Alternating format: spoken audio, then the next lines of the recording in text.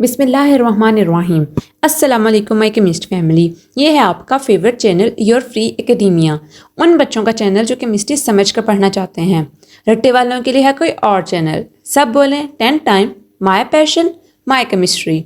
Now study time starts. Okay बच्चों, कल के लेक्चर में हमने डिस्कवर किया था कि what is electrochemical cell. Electrochemical cell के बारे में पढ़ने के साथ साथ हमने ये भी स्टडी किया था कि इलेक्ट्रोलाइट्स क्या होते हैं और कितने टाइप ऑफ इलेक्ट्रोलाइट्स होते हैं वो इलेक्ट्रोकेमिकल सेल के अंदर प्रेजेंट होते हैं।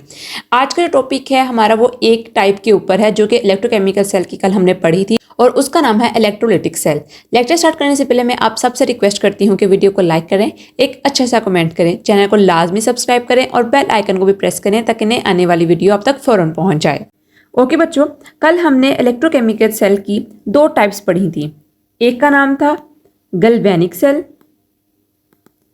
जबकि दूसरे का नाम था इलेक्ट्रोलिटिक सेल। आज जो हमारा टॉपिक है वो बेसिकली इलेक्ट्रोलिटिक सेल का ही है, सो गैल्वेनिक सेल को हम इग्नोर कर देंगे। बेसिकली इलेक्ट्रोलिटिक सेल जो होता है ना वो सेम टाइप ही है जैसे डेफिनेशन हमने की थी इलेक्ट्रोकेमिकल सेल की। उसके अंदर हमने क्या पढ़ा था कि आपके पास एक सिस्टम होता है, मींस एक सेल होता है जिसके अंदर 2 इलेक्ट्रोड जो अटैच होते हैं, किससे? बैटरी से। ठीक है, दोनों इलेक्ट्रोड अटैच होते हैं और वो एक एक्वस सोल्यूशन में प्रेजेंट होते हैं किसी सॉल्ट की, उसको हम इलेक्ट्रोलाइट कहते हैं और उसके अंदर से जो करंट होता है वो पास करता है और वो एनर्जी स्टोर करते हैं। सेम इलेक्ट्रोलिटिक सेल जो होता है वो भी हमारे पास यही फंक्शन करता है। फर्क सिर्फ इतना आता है कि इलेक्ट्रोलिटिक सेल की डेफिनेशन के अंदर एक चीज़ की एडिशन हो जाती है, वो होती है नॉन स्पॉन्टेनियस रिएक्शन की। वो बताते हैं कि इलेक्ट्रोलिटिक सेल क्या होता है। इलेक्ट्रोलिटिक सेल एक ऐसा सेल होता है जहां पर एक non spontaneous reaction take place करता है। तो बच्चों हमने स्पॉन्टेनियस और नॉन स्पॉन्टेनियस रिएक्शन के बारे में पता था कि स्पॉन्टेनियस रिएक्शन वो होते हैं जो कि ऑटोमेटिकली होते हैं, जबकि नॉन स्पॉन्टेनियस ऐसे होते हैं जिसके लिए आपको कुछ एनर्जी या फिर कोई एक्सटर्नल एजेंसी प्रोवाइड करनी होती है। तो क्या आपको इस सेल के अंदर कोई एक्सटर्नल एजेंसी नजर आ रही है? जी बच्चों, इस सेल के अंदर एक एक्सटर्नल एजेंसी प्रेजेंट है जो कि है ये बैटरी।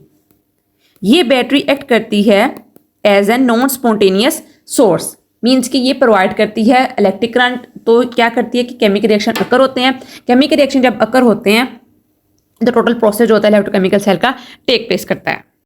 अब जो इलेक्ट्रोलिटिक सेल के अंदर प्रोसेस टेक्स प्लेस करता है उसको कहते हैं इलेक्ट्रोलाइसिस। कल इसके बारे में मैंने आपको थोड़ा सा बताया था, आज हम इसकी थोड़ी सी डिटेल ज़्यादा करते हैं। लाइसिस के बारे में मैंने आपको बताया था कि लाइसिस बेसिकली क्या होता है।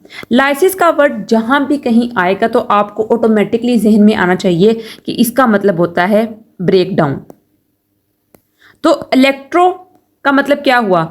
इलेक्ट्रो का बेसिकली मतलब ये हुआ इलेक्ट्रॉन्स या फिर इलेक्ट्रिक करंट। आप इलेक्ट्रिक करंट को ज़्यादा अच्छी तरह याद रखो क्योंकि हम बैटरी का सोर्स ले रहे हैं। ठीक है, तो इसका मतलब क्या हुआ कि कोई भी केमिकल रिएक्शन जो कि एक सेल के अंदर हो रहा है, ठीक है, एक सेल के अंदर मींस इलेक्ट्रोलिटिक सेल के अंदर हो रहा है, किसके थ्रू? इलेक्ट्रिक करंट के थ्रू, जो कि क्या काज कर रहा है? ब्रेकडाउन काज कर रहा है डिफरेंट कंपाउंड्स की, मॉलिक्यूल्स की। तो उसको कहा जाता है इलेक्ट्रोलाइसिस। ये डेफिनेशन है इलेक्ट्रोलाइसिस की। इसकी भी डिफरेंट टाइप्स ही हैं जिसके अंदर आता है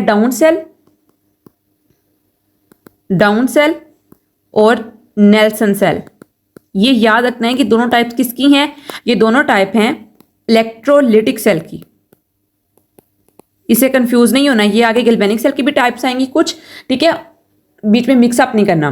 तो डाउन सेल और नेल्सन सेल आज इसकी डिटेल नहीं है, आज सिर्फ बेसिक फंक्शनिंग ये है इलेक्ट्रोलिटिक सेल की, तो वही डिस्कस करेंगे। इसको हम इंशाल्लाह नेक्स्ट डिस्कस करेंगे।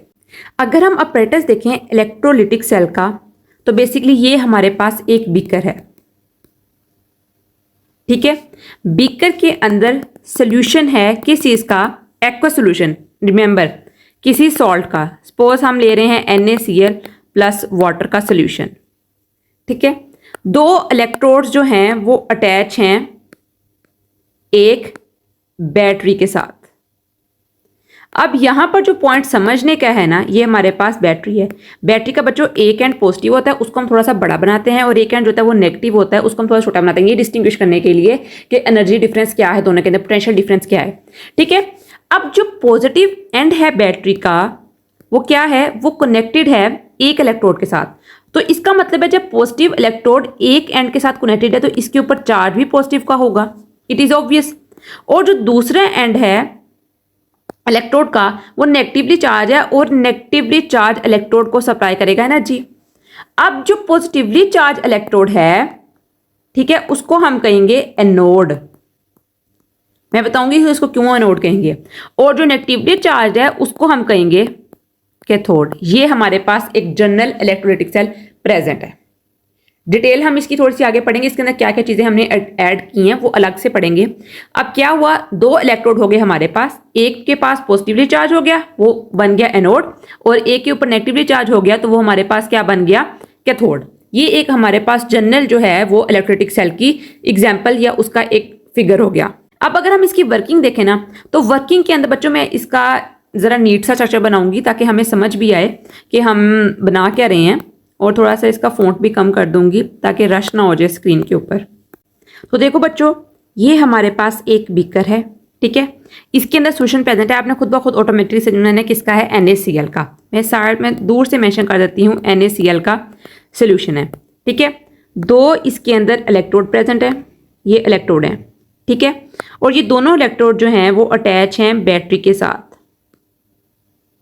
मैं कलर डिफ्रेंशिएट करूंगी बैटरी का, और ताकि आपको समझ आ जाए कि पॉजिटिवली चार्ज कौन सी और नेगेटिवली चार्ज कौन सी है। येलो वाली नेगेटिवली चार्ज है, जबकि ब्लू वाली जो है वो पॉजिटिवली चार्ज है। अब जारी बात है पॉजिटिवली चार्ज है तो इसका इलेक्ट्रोड भी पॉजिटिवली चार्ज होगा और इसके ऊपर क्या होगा, पॉजिटिव चार्ज होंगे, और नेगेटिवली चार्ज है तो इसके ऊपर इलेक्ट्रोड के ऊपर negatively charge.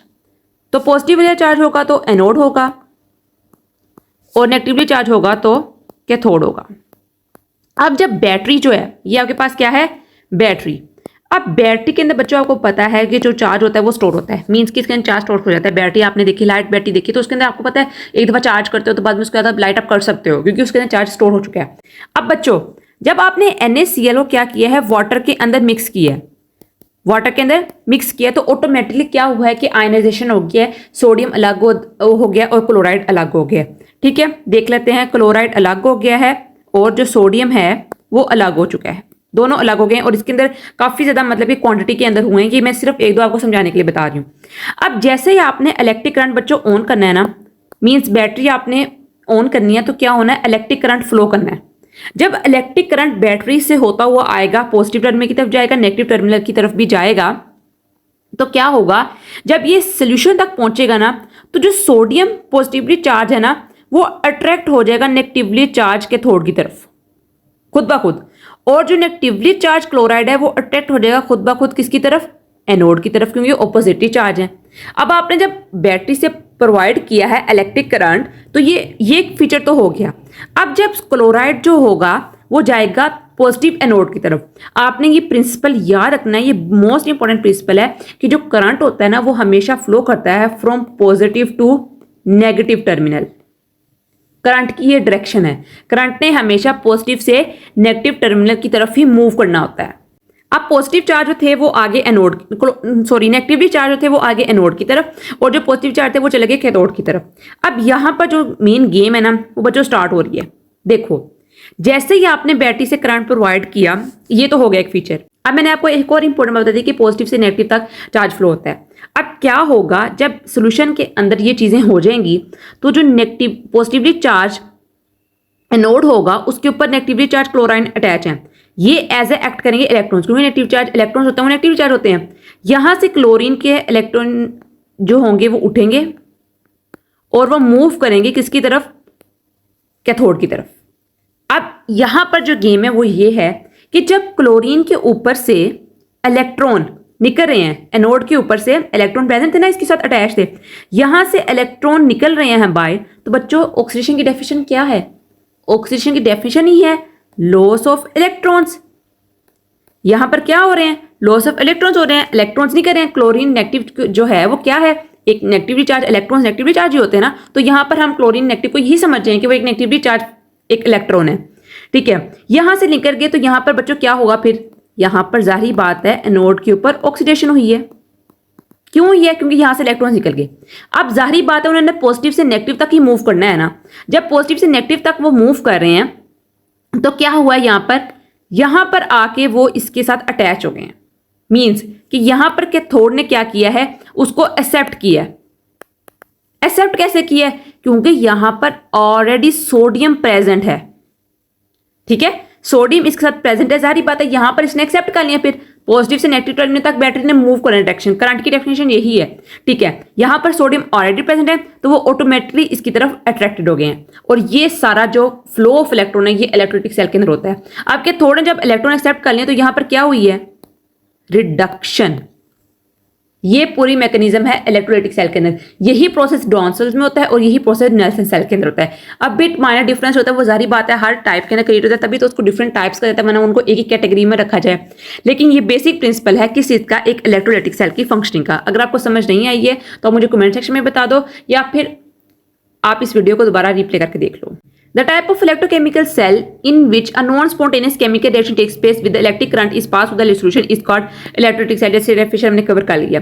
The chemical decomposition of compound into its the components by passing compounds in the molten state of compound. Example of these cells are called Townsend cells. ये उन्होंने definition दी है किसकी, इलेक्ट्रोलाइसिस की, कि कैसे जब आप इलेक्ट्रिक करंट जो होता है वो पास करते हो तो क्या होता है हमारे पास के इलेक्ट्रिक करंट पास हुआ है, आयंस बिल्ट अप हुए हैं, अपने रिस्पेक्टिव इलेक्ट्रोड्स की तरफ गए हैं, तो ये हमारे पास एक इलेक्ट्रोलाइसिस की बेसिक डेफिनेशन है। The electrodes connected to the positive terminal is called anode, मैंने आपको पहले बताया, and electrode connected to the negative terminal is called as cathode. When you connect a battery, negatively charged anions go to the anode, lose electrons and undergo oxidation.